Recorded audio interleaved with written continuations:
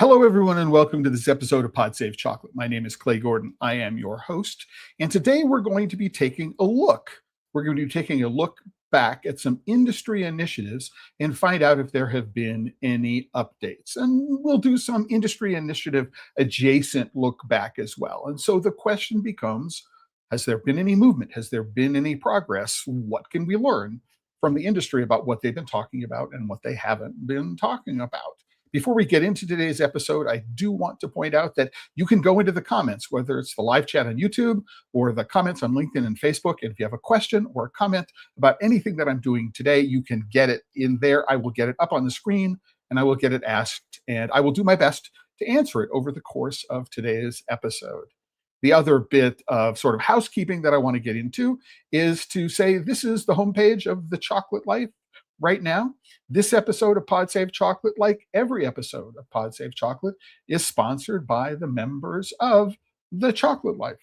And if you're not a member, you can go over to the page, you can click on the join button, and you can become a member. All right, so there's always a free membership tier, but if you do have the resources to support the work that I do, then of course, obviously, I'm going to be really, really happy to be able to accept that support. You'll notice that I've got a new bug. I've got a new logo. To share. I will get it out of the way for much of the rest of the episode. This is the first time I'm using it, and so I'm not entirely familiar with how it works with, I like that. I may keep that. But in any event, let's get into today's episode. And with that, all right, here we are. For every episode of Pod Save Chocolate, I put together a post on the Chocolate Life. Here is today's post. It's a run of show, so I follow along with the topics that I've outlined. Nothing is scripted, and again, I'm happy to get interrupted at any point with a comment or question that any of you might have to discuss what it is that's going on. And while I'm here, I don't have a whole lot of jumping around that I'm going to be doing today, so let me do that so I can make this a little larger so you can read it. All right. So another bit of housekeeping is that the annual Ask Me Anything members call, which is normally on the third Sunday of the month, because the third Sunday of the month is Father's Day, it's going to be moved to Sunday the 28th. So just a quick note, if you are a member, you can go to the June member newsletter, and the link to join the call is in the June member newsletter. So just wanted to let everybody know about that. So the point about today is that every major sustainability industry since the Harkin-Engel Protocol was enacted in September of 2001 has operated within a governance model that virtually guarantees failure, right? So it's voluntary commitments, right? The members of the industry who have voluntarily agreed to these things are the oversight committee. So it's the fox guarding the hen house for what's going on. That decision making is industry controlled. There is a near total lack of meaningful public disclosure. The deadline extensions, the Harkin-Engel Protocol in 2001 was supposed to be implemented in full by 5 years later. And then it got kicked down for another 5 years and then another decade. And people are still saying another 5 years in the future. So deadline extensions and the absence of binding enforcement mechanisms. So if you don't reach your stated goals, there are no penalties for reaching the stated goals. There's no binding enforcement mechanism. And that is a challenge when it comes to getting the industry to go and fully implement their voluntarily agreed to, their voluntary commitments to make systemic change. So that's what we're going to be talking about today. We're going to talk about specifically two different industry initiatives that were announced in 2026. And why don't I go like this, make it a little easier, because there's nothing specifically to discuss that's on screen at the moment. But before we begin, what I want to do is mention that June 12th, so last Friday, was the UN World Day Against Child Labor. And having said I'm going to switch away, I'm going to jump back real quickly. So the following statement down here, so Mondelez and Tony's Chocolonely both use the World Day Against Child Labor window to publish fresh supply chain commitments. So for premium members, I put together a weekly sort of news summary, news roundup, and I created a bot that goes and checks news sources and compiles and summarizes news headlines and things like that. And this is one of the headlines that showed up in my weekly summary. I ended up not including it in the weekly summary. And here is a link. I will show it to you. I'm logged in, so I'm logged into my account, and so you can read the entire thing here. But if you're not logged in, you'll get something that says this content is for subscribers only. There's only a very small percentage of content, less than 1%, is available to members. Some of it free members, some of it premium members, but this is for premium members. And the reason why I didn't include it in what I posted online is I couldn't find any corroborating evidence, right? Mondelez and Tony's Chocolonely used the World Day Against Child Labor. I couldn't find it. So I did a wide search on the net, and what I got back was the only thing I could find was this article. It's in Confectionery Production magazine. Tony's Chocolonely raises fresh concerns, right, as the globe marks World Day Against Child Labor. Now you can read through this, but very, very quickly, if I do a search, for example, for the word commitment, the word commitment is not found on the page. So it's just saying we have more work to do, which we all knew. But as near as I can tell, there wasn't any new commitment published as a press release or anything like that by Tony's Chocolonely, saying that that we have some new commitment to around our supply chain commitments.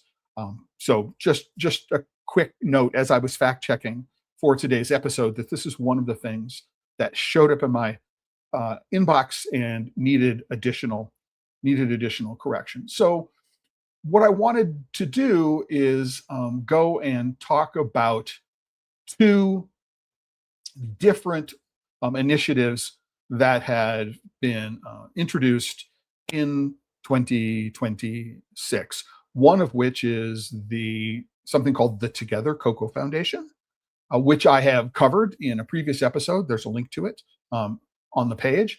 And the other one is called the UK Cocoa Coalition. And there's also a link to it on the page. And I wanted to go and take a look at some really, really basic stuff. And so if we go back to the post, again, here is the link to the post on the Chocolate Life, where I talk about both the UK Cocoa Coalition and Together Cocoa. And this post was produced about a month ago. And I went and looked and said, what is the progress on these two initiatives? And today I'm going to be looking at the progress on these two initiatives. So you can go there. There is, some extensive writing about what's going on. You can see that I did my background on it, and you'll go take a look, and you can decide, what Together Cocoa and UK Cocoa Coalition are about. And then there's another episode I'll link to further on about it. What I wanted to do is I did a real quick search here on Google News. That's what this icon is here, fave icon is here. And I did just a quick search for Together Cocoa Foundation. And I'm just going to go take a look. And it says, okay, so this was published on, you can't see this perhaps, but February 25th. And here's February 25th. And here's February 24th. And here's March 4th. So a month later, 5 weeks later, February 26th, May 26th, March 4th, March 4th. Now, interestingly enough, this is where you need to pay perhaps a little bit more attention to things. I'm going to swap this up a little bit, where you need to pay a little bit more attention, because what you'll do is you'll see that I have two different articles on the same date, March 4th, one of which is in a publication called Sustainability Magazine. The other one is in a magazine called Food Digital, but they're by the same author. And if we go take a look at the way the little fave icons are rendered, they're the same publisher. So we do need to pay careful attention. to what's going on. But here we have something in confectionery production from February, and then we start getting into things which aren't related to the Together Cocoa Foundation. So what we do is, a month ago, I did an episode of Pod Save Chocolate where I focused on Together Cocoa and the UK Cocoa Coalition.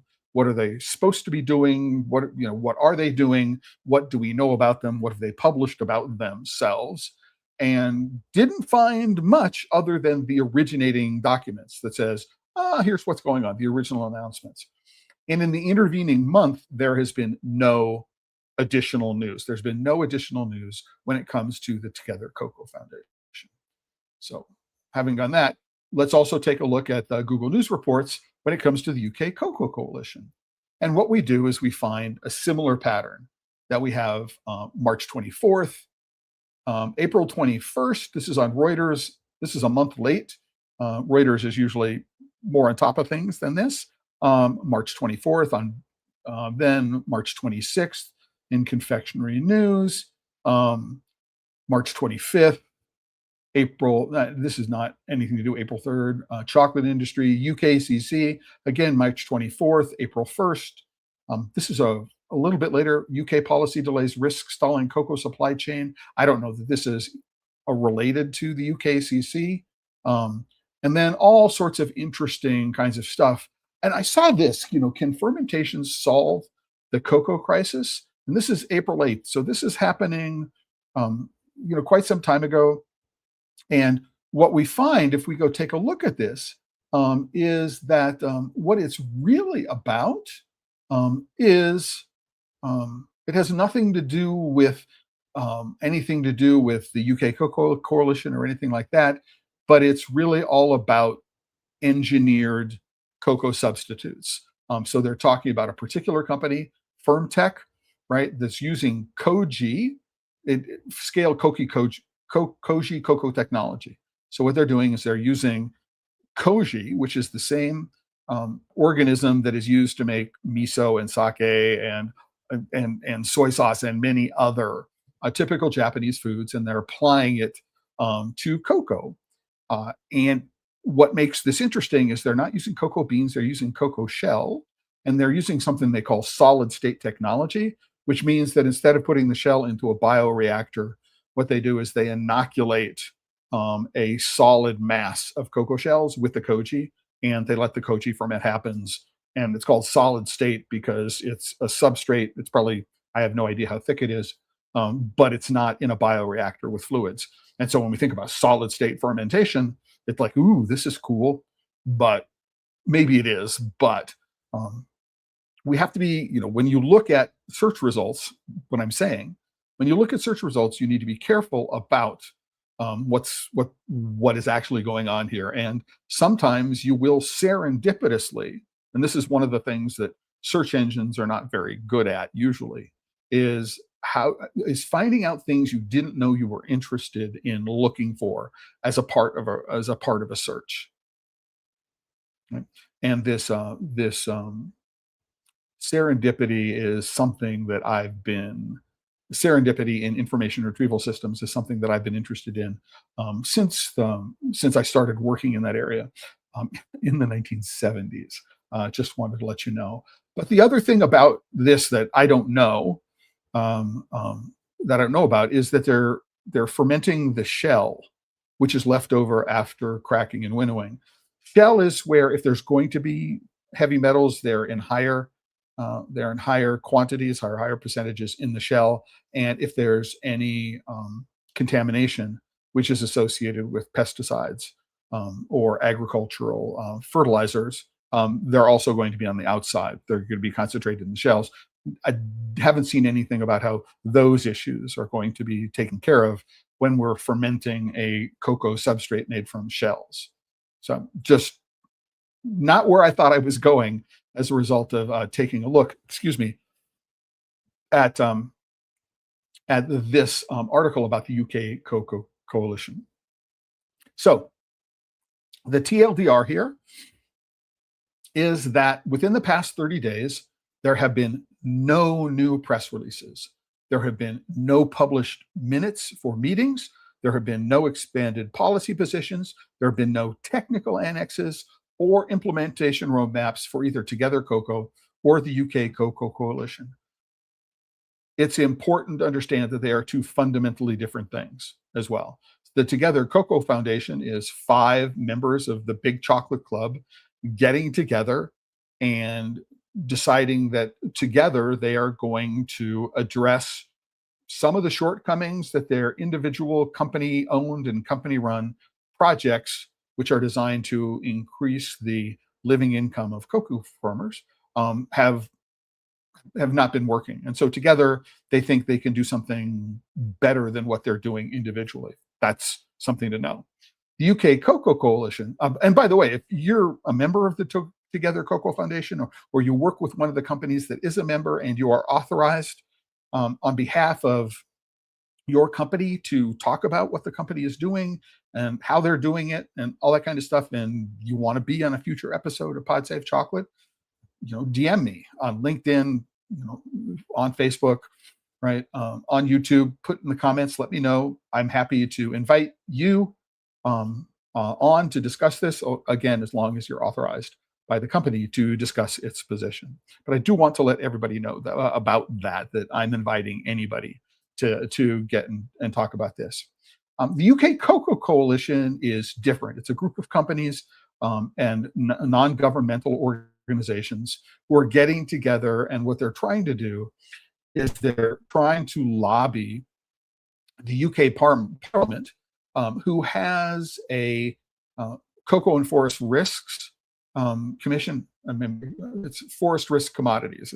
Cocoa is not in the name, but it's a part of one of the forest commodities that are at risk. And they're trying to align the legislation in the UK with the EUDR. So UK Cocoa Coalition is explicitly a government lobbying effort, right? But again, they announced it 6 weeks ago, 2 months ago. Sorry about the drift. They announced it 6 weeks ago, 2 months ago, and there has been no future communication that I can find about them. And I put the links in, if you want to go back to Google at any point, and find out what the updates are in the Google on the UK Cocoa Coalition, UK Cocoa Coalition, or the Together Cocoa Foundation. You can just click on them here, and you'll be able to find out what new news, if any, there have been. And I'm going to be returning to this concept on a fairly regular basis over the course of the next several months, because September 19th is the 25th anniversary of the signing of the Harkin-Engel Protocol.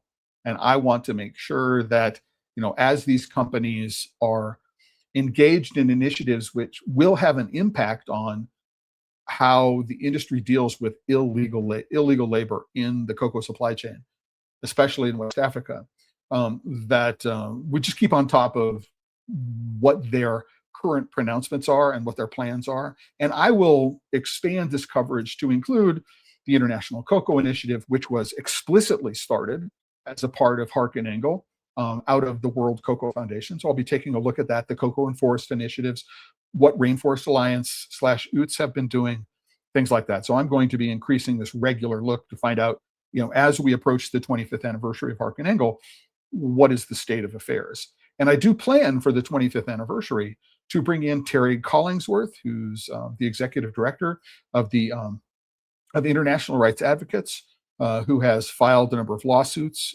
against Big Chocolate to hold them to their voluntary commitments under Harkin-Engel. I'm going to get Terry on, and I hope to get some other people on as well to be able to talk about what the state of play is when it comes to Harkin-Engel commitments. And that will be around the 19th of September. So having gone through the UK Cocoa Coalition and the Together Cocoa Foundation, what I want to do is I also want to talk about the chocolate scorecard briefly. So this is this is a project which is taken on by an organization called Be Slavery Free. And I've covered them on a number of occasions over the course of the last several years. I've done a review of the chocolate scorecard for each of the last 4 or 5 years. I don't recall exactly. But it's, when there's a new one published, I will go take a look at it. And I have, in the last couple of months, been fairly critical of the 2026 chocolate scorecard, which is the seventh edition, the chocolate scorecard. This is their team page. So this is their Meet the Team page, as you can see from up here. As we scroll down, one of the things that was never really apparent to me, but I was made aware, is that many of the organizations that are supporters of the chocolate scorecard are in fact based in some either Catholic or Protestant religious organization. And Be Slavery Free, my understanding is, in Australia, has the same religious underpinnings. That's not a bad thing in and of itself. It's just interesting to understand the history of religious organizations related to abolitionist movements and slavery movements around the globe for the last since the early 1800s, so almost 200 years now. But it is interesting, just as an observational point, that this is where a lot of the funding and a lot of the support and a lot of the thinking comes from, in terms of Be Slavery Free, as well as many of the organizations that support it.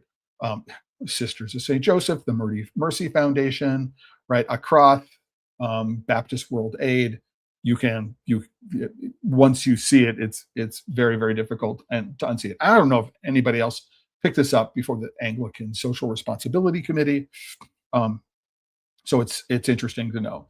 The point that I want to make about the way the chocolate scorecard works, right, is that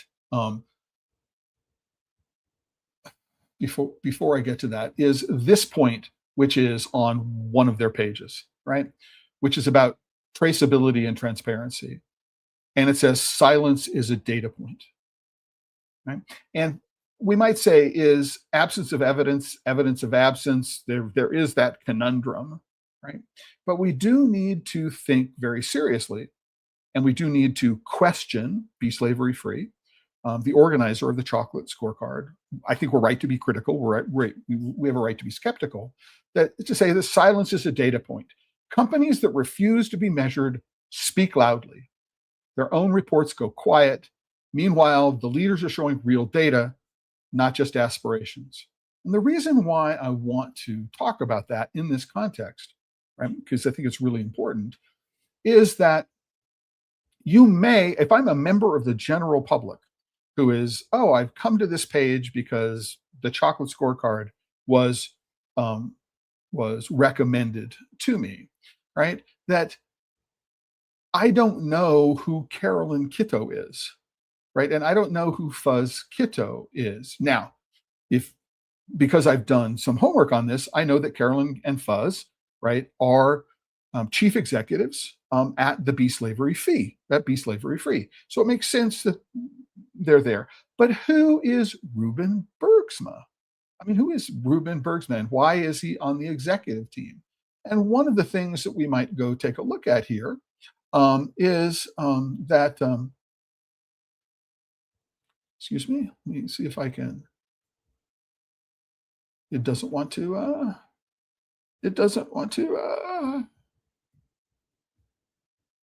I'm trying to expand this window, and I can't do it. There we go. It was. I'm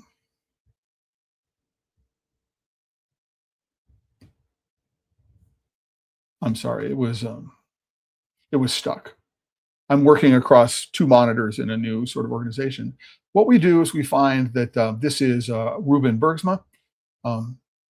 I believe that this is his. Nope. This is. Oh, come on.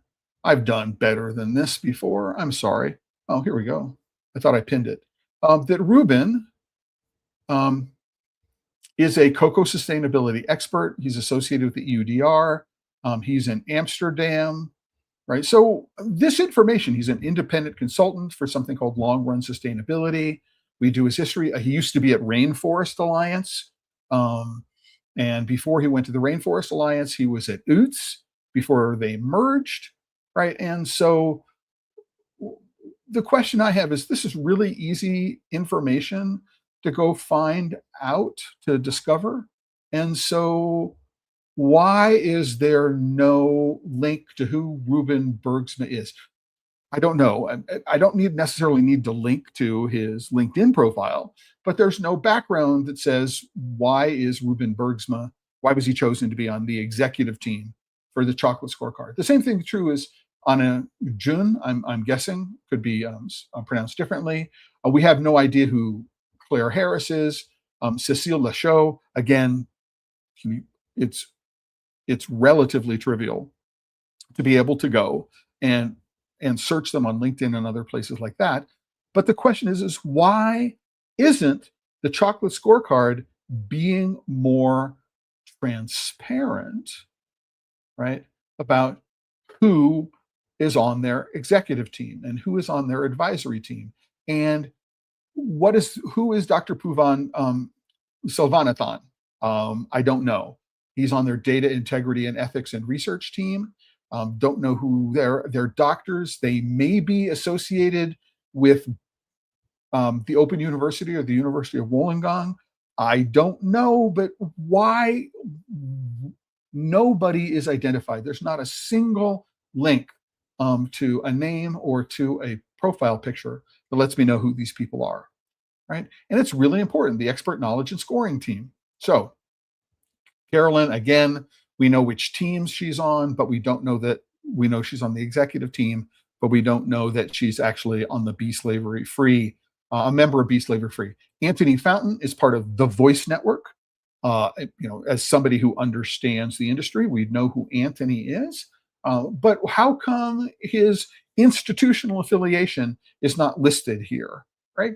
I don't know the answer to that question, and I would just go back to the admonition that the chocolate scorecard makes on one of its own pages, that silence is a data point, right? This is trivial to do. I've been talking about it for over a year now. I believe I mentioned it with a 2025 scorecard, but if not, if I mentioned it for the lead up to the 2026 scorecard, this is something that they've known for at least 3 months. And because of the way LinkedIn works, I know that Carolyn Kitto has visited my LinkedIn profile. So she's at least aware of some of the comments and some of the criticisms. She knows my name at least and something about what it is that I'm doing. But silence is a data point. Carolyn and Fuzz, if you're watching this, Anthony, if you end up watching this, anybody that's associated with this effort, if you're watching this, companies that refuse to be measured speak loudly, right? And this is a place where your silence, right, shows that you are not a leader because you're not showing all of your data, right? Who you choose to trust as part of your advisory committees, right, is a part of the data for what it is that you're doing. So please, please, please, it will take part of an afternoon to be able to address these issues in the underlying code. Go fix it, right? Just take care of a little bit of housekeeping that needs to be done, right? So we can have a little bit more trust about what it is that you're doing. So, right, just to know. So at no place is any of the people on any of these teams identified.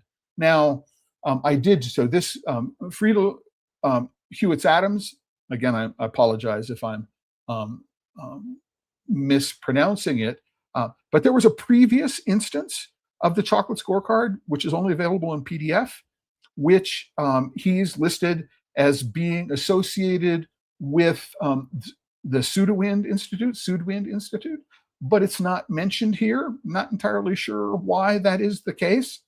It should be, right? I don't know who these are, what these people's backgrounds are, why they were chosen, what they're doing. None of this is here, right? And I call on the publishers of the Chocolate Scorecard to do this. Another thing that hasn't been done And I pointed this out the last time I talked about this page, and even went out and reached out to this person. This person's name is misspelled. It's not Pavritha Ram, it's Pavithra Ram. I've reached out to Ms. Ram. I told her it's misspelled. You may want to go to the organizers of the scorecard and get them to at least fix the spelling of the name in your listing. And they haven't done it. Now, as a publisher, I understand how easy it is to make really, really silly mistakes like this, or simple mistakes like this in checking the spelling and going through and doing line editing and copy editing. But you've had a couple of months now in which this has been shown to be a problem, and you have yet to fix it. And I don't know if Ms. Ram has spoken with the kiddos or whoever is responsible for maintaining this page, but it hasn't been fixed yet, right? So please, this is one of your own advisors, right? And the expert knowledge scoring team. What this does is it reduces my confidence in everything that you're doing. You can't take care of little editorial fixes like this, right? Which will do things to increase our confidence in what it is that you're talking about, that you know what you're talking about, that you're doing what it is that you're saying you're doing. Right? So please, everybody, let's go take a look at that. But they've had 2 months, 3 months to be able to address the issues, either on the website by fixing them or by corresponding with me, right? And telling me this is why they're not going to do it. And Carolyn and Fuzz, if you want to email me and tell me this is why you're not doing it, I know you're in the middle of a fundraising drive, which, by the way, I'm not in Australia, and so I am not going to support Be Slavery Free for any reason whatsoever, right? But I want to let you know that one of the reasons why I will not support your organization is that you are not transparent. You're not transparent about this. And even though you are incorporated in Australia, right, under a particular nonprofit reporting regimen, you don't publish anything about your finances. We don't know how much money was spent, right, on the chocolate scorecard, and we don't know where that money come from. We have an idea about who some of the sponsors are, right, but we don't know, did they do $20? Did they do $20? Did they do $200,000? We don't know what the magnitude of this is. So we don't know if any of these people on your boards are paid. Are they paid? Are they doing it for free? Want to know, right? And I think that there's nothing in here that explains anything about that. If I'm wrong, hey, Carolyn, hey, Fuzz, let me know. I'm happy to have you on. Even though there's a huge time difference, happy to have you on, schedule something to be able to go and have this discussion and let people know what it is that's going on. And also here, I mean, just this is really stupid. For people, planet, and primates, again, you may be right. There are a lot of interesting animals in Australia, marsupials, koala bears, things that the platypus, things that don't exist in other parts of the world. But number one, people are primates. Human are primates. Not entirely sure why you don't understand that people are primates, right? They are, right? You just, okay, rework this because it makes no sense whatsoever to maintain this differentiation. It makes no sense whatsoever. But next, what I want to do is I want to talk about something in the scorecard that is they haven't done, which they need to do, which is, I'm going to go to Tony's Chocolonely here. This is the first time in several years that Tony's hasn't ranked number one, right? They're at 83% overall as opposed to 85%. This is an average of scores. They did not do well on agroforestry, climate, and pesticides, which is kind of interesting because this is stuff that's handled by Rainforest Alliance. I believe that all of their co-ops are Rainforest Alliance certified. If not Rainforest Alliance, they're Fair Trade certified. So these are fundamental challenges associated with cooperative management that they're reporting. But let's go to take a look at that. So one of the things that I want you to pay very, very close attention to, and this is a place where, hey, right? Chocolate scorecard. One of the things that you haven't done is you haven't uh, disclosed the relationship between Tony's Chocolonely and Barry Callebaut. Barry Callebaut is transforming the beans into butter. They're transforming the beans into chocolate. The butter and chocolate are shipped to the Netherlands, where things are put together into bars, deposited and wrapped into bars. But Barry Callebaut is responsible for manufacturing the chocolate. And there's no relationship here. In previous instantiations of the scorecard, you've done some of this disclosure. For example, Alter Eco, right, is manufactured by Chocolats Alba. And that used to be disclosed. In previous scorecards, it was disclosed. Also, take a look that while they do show some history, so here's what the 7th edition scores were, right? So green. What we don't know is that that's green, but because 100, that range is 100 to 75, right? We don't know if, in fact, the score has gone up or down between these two things. All we know is they've stayed above 75, right? And so we don't know what this change was, and it went up and then it went down, but we don't know what the numbers are here, right? So I can find the number for this year, right, in pesticides by going back to the previous page. I'm sitting over here, but I don't know what it was for the previous year, and I don't know what the overall scores were for the prior years. And this is another place, right, scorecard people, right, so be slavery free, where silence is a data point, right? There is no history which is presented in a consistent form of all of the scores for all of the years. It just doesn't exist. And the question becomes, why not? Right? What are you hiding something? I mean, it's not easy. There have been changes in the methodology, right? I know that there have been changes in the methodology, and there have been changes in the judging rubric. Excuse me. Let's go do this. Sorry. There have been changes in the judging rubric, right, which include the names of the categories like traceability and transparency, living income, child and forced labor, deforestation, agroforestry, and climate. These have changed over the course of the years, right? And one question I have, right, is that the order has also changed over the course of the years. So sometimes child and forced labor is in a different position from what it is. But this is also be slavery free chocolate scorecard, child and forced labor. This implies to me that traceability, transparency, living income, child and forced labor are somehow more important than child and forced labor. I don't know that that's true, but there's the implication that the further left, we live in a culture that reads from left to right and from top to bottom. There is an explicit from top to bottom ordering in this about what it is that's most important, right? But there is not this thing from left to right. And the fact is that there is no complete history that anybody can take a look at. Now, I was able to write some prompts in Claude, and I grabbed all the data that I could from all the pages. I have the numbers from every single aspect of what it is that's published in 2026. I have it all.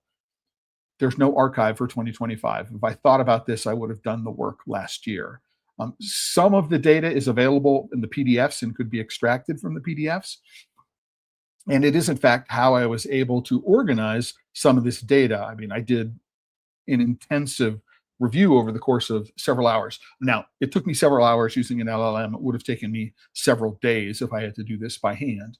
But I was able to grab, not only this information on the front page, but this information on these pages. So where the headquarters were, what the product lines were, how they were characterized, the type of company, and to get all this data here. So I was able to grab it for this year. I will be able to use the same scripts and be able to get them for next year. But there's another really, really interesting thing that happened this year, right? And I don't understand how to think about it, how to wrap my head around it. Because there's this category down here that's this gray triangle, right? And the gray triangle says not willing to be assessed indicates a lack of transparency. Number one, I have a problem with the name and shame approach to this, right? Naming and shaming.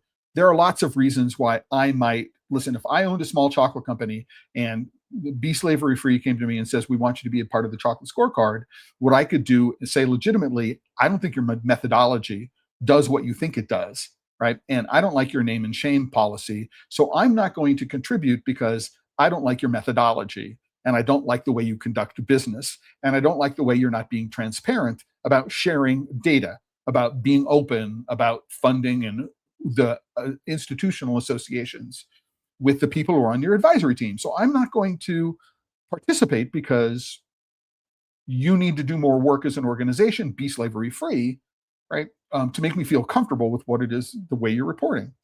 And that doesn't indicate a willingness not to be assessed. And it doesn't indicate a lack of transparency.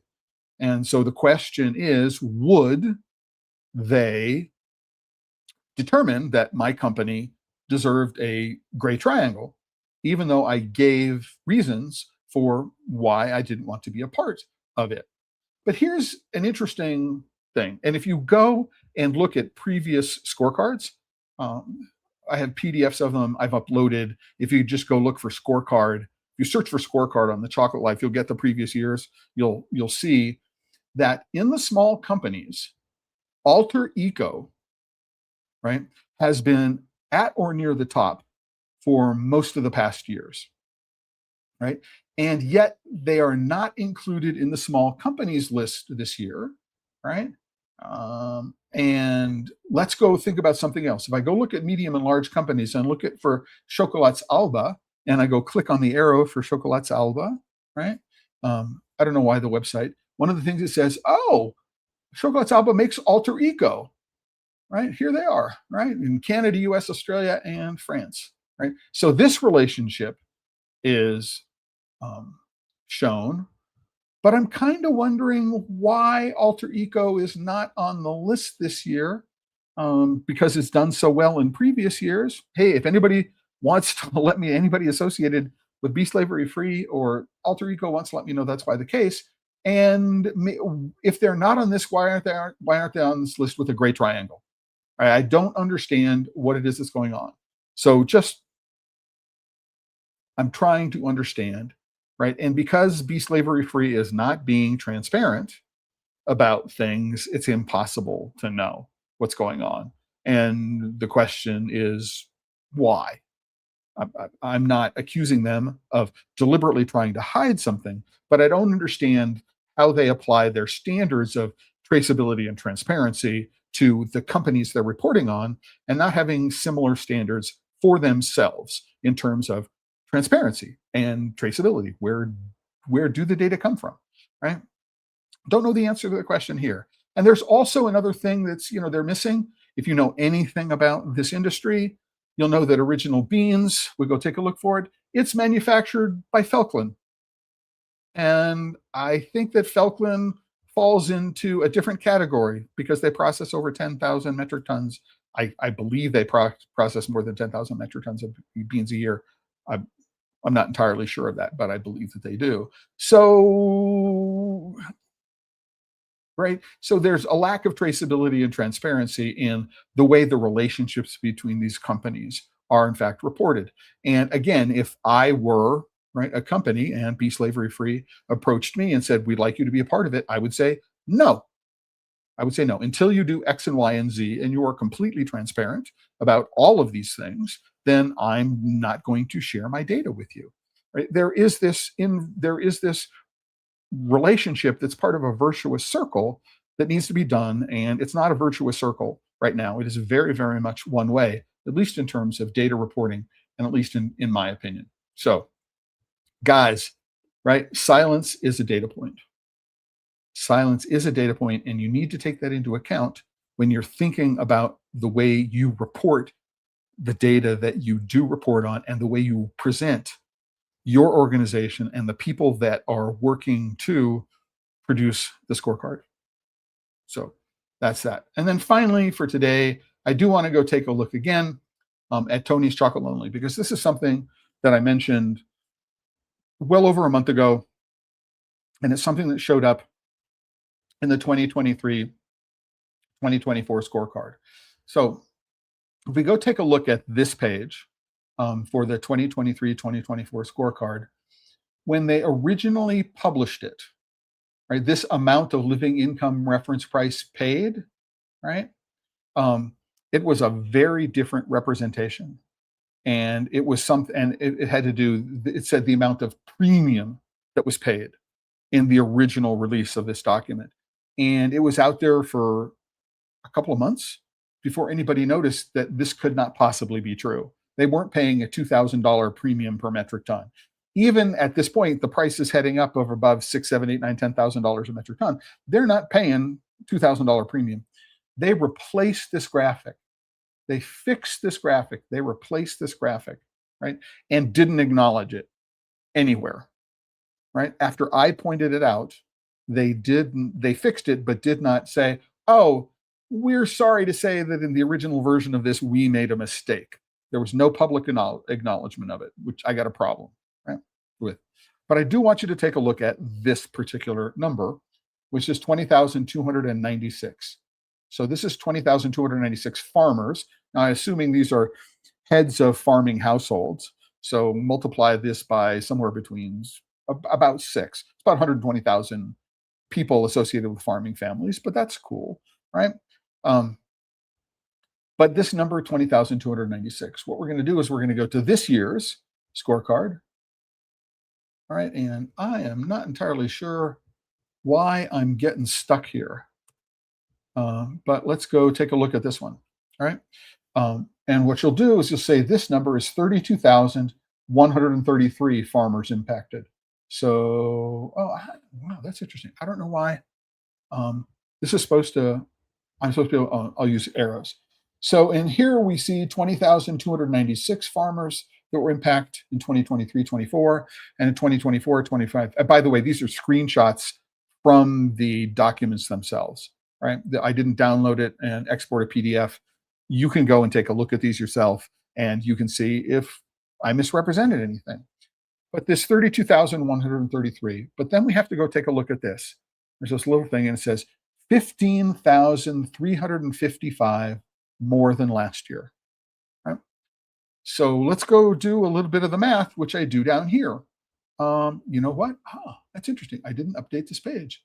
So let me go and update this page because I did the math this morning. So if we take 32,133, which is the number over here, and we subtract from it the number over here, which is 20,296. Let me make myself a little bit smaller so maybe you can see the number. Yep. So 32,133, you subtract 20,296, and you get 11,187. That's this number here, 11,100. I'm going to have to fix this. It's 11,187, 11,183. Sorry, I made a typo here. I will go fix that, right? That number, 11,183, is not 15,355, right? Another typo, all right? I was working fast. So now if it were, 2 or 3 or 4, I mean, if it was a relatively small number, you could say, somebody did a simple math mistake here. It could be overlooked, right? But the fact is, this is nearly a 30% difference at 29.72. I did that math as well. It's nearly a 30% difference, and it's an overstatement. So we've done over here for the 2024-2025 report is we have overstated the number of families that they have had an impact on year over year. They've overstated it by 30%, right?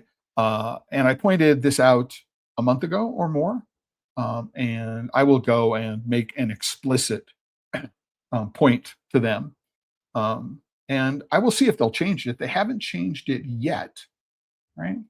They haven't changed it yet, but we'll see if they change it, and we'll see if they acknowledge the fact that, we made a mistake, and it has been weeded out that we made a mistake, and we're going to fix the mistake. There may be something else that's going on here that is underlying this mistake. Also, the reason why I ask is we take a look at the number of cocoa growing household participating in the child labor monitoring and remediation system.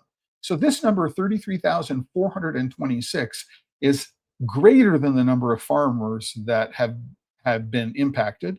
And then we go to last year, and what we do is we find that the number of cocoa growing households that are participating in the CLMRS is less than the number of farmers impacted. And so I would like to know, to what do they attribute that difference? And could this be another math mistake? We already know they fixed this, right? Without acknowledging it, what else is missing and what else is going on, right? Now, if you want, here is a link to the page on the Tony's website. This is the American website. If you want to, you can click through to others. But this is the report from 2023, 2024. You can scroll through page 6, and you can see that I've just done a screenshot of this page, right? So you can see that I haven't made any changes to it. You can go to the 2024, 2025, right? And you can scroll through, and you can see that I haven't made any changes to what's going on, right? So you can go, huh, what does this mean, right? So I just wanted to point out that these organizations, I mean, I let them know, the Tonys know, a month ago, 2 months ago, that there was a fundamental maths error. I have told the chocolate scorecard people that, irrespective of what's going on with their teams in terms of identifying people, there's a spelling mistake, right? In the name of one of the members of their teams. I actually reached out on LinkedIn to this person and said, did you know that they misspelled your name? And she said, no, I didn't know that. Thank you very much. And they still haven't changed it, right? And we still don't know these things, right? And this is where we go back to the very beginning, right? And we go take a look at the point that I'm making here, which is that every major cocoa sustainability effort, and I would say that the scorecard is reporting about sustainability. So I don't know that it's major, but I wanted to include it in this roundup, right? Right, has operated within a governance model that virtually guarantees failure. So I would say the chocolate scorecard certainly doesn't have quote unquote voluntary commitments, but Together Cocoa and the UK Cocoa Coalition the people are coming together and they're making voluntary commitments. This is what we're going to do. This is our plan for what it is we're doing. We're committed to doing these things. However, they are all industry controlled when it comes to decision making. How many farmers are in positions of decision making, right? If we're Together Cocoa and or Forever Together Cocoa, and we're going to be working on things in Cote d'Ivoire and Ghana, to what extent is COCOBOD and other government organizations which are responsible for this involved in this, in the decision-making process, not as people who are going to be recipients, right? And I should say entity, not as entities that are going to be recipients of the decisions that are made by the members of this entity. So this represents an imbalance of power, which is going to be perpetuated under the way these groups are set up, right? There is a lack of public disclosure. This is the point that I wanted to highlight today. Since the original announcements for the UKCC and Together Cocoa, there has been no new information. So there's a lack of public disclosure. We don't know who's going to be on the boards. We don't know anything about the governance model. We don't know anything about either of these organizations. We have a list of companies, nothing else, right? And that is a problem, right? So what can we do to assess this, right? There is no way. And so if there's no way to assess something, there's no way to know if they failed or not, right? Right? Anything associated with Hark and Engel, there have been deadline extensions. We want to fix this problem in 5 years. Well, we haven't got it in 5 years. Let's kick it down the road another decade. Oops, still didn't meet our voluntary commitments. Let's kick it down the road into the future. This deadline extensions, which are right?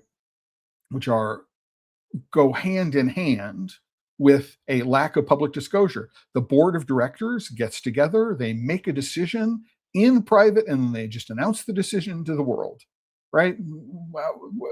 Who did you talk to about this other than the members of the board of directors? Did you bring farmers in? Did you bring, members of, the agriculture and other ministries and companies where cocoa is produced? Were they a part of this? The answer is no. Anybody from the ILO? Did you make a part of this? No, right? Anyway, so right, these things come hand in hand, and the absence of binding enforcement mechanisms, right? Well, if we don't meet our voluntary commitment to do X by this time, what are the consequences?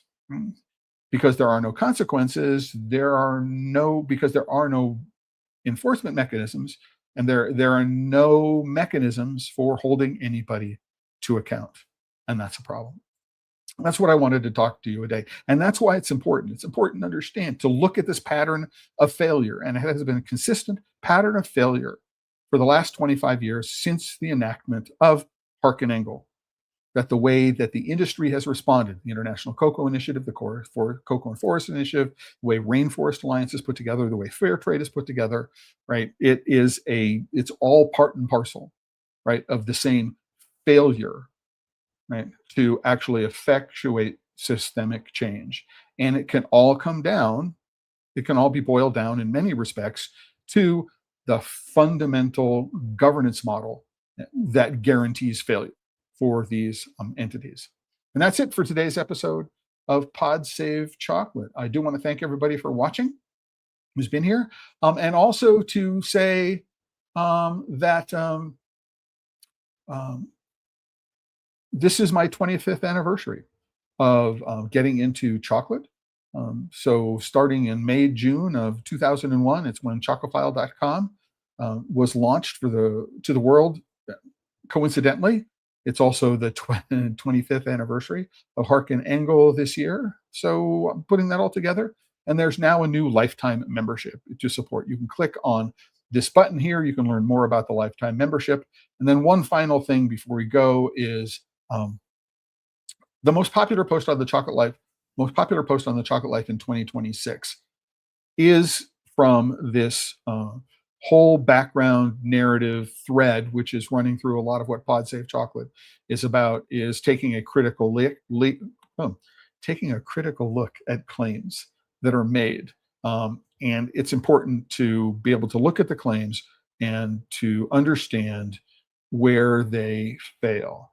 And so it turns out I'm really, really happy I looked this up yesterday, that the single most popular post in 2026 on the Chocolate Life is taking a look at this particular ceremonial cacao scam. And it has like 3 times, 5 times more views than any other post on the Chocolate Life, including the homepage. People are finding it through search engines and going to this page directly without going to the homepage. I just wanted to point out about this. So we're making, you and I and everybody who is a part of the Pod Save Chocolate community and the Chocolate Life community are making a difference. I hear from a number of people who said, thank you for letting me know about what Maya is. I won't buy for them, or I won't reorder from them, because now you've told me what it's all about. And with that, I want to say again, thanks everybody for joining me today for this episode of Pod Save Chocolate. I'll be back this coming Friday. Not entirely sure what it is that I'm going to be talking about, but I'm going to sign off, as I do for every episode of Pod Save Chocolate. Don't know why my earpiece just fell out. By reminding you, if you're working with chocolate and you're not having fun, you just might be doing it wrong. Till the next time, everybody, ciao.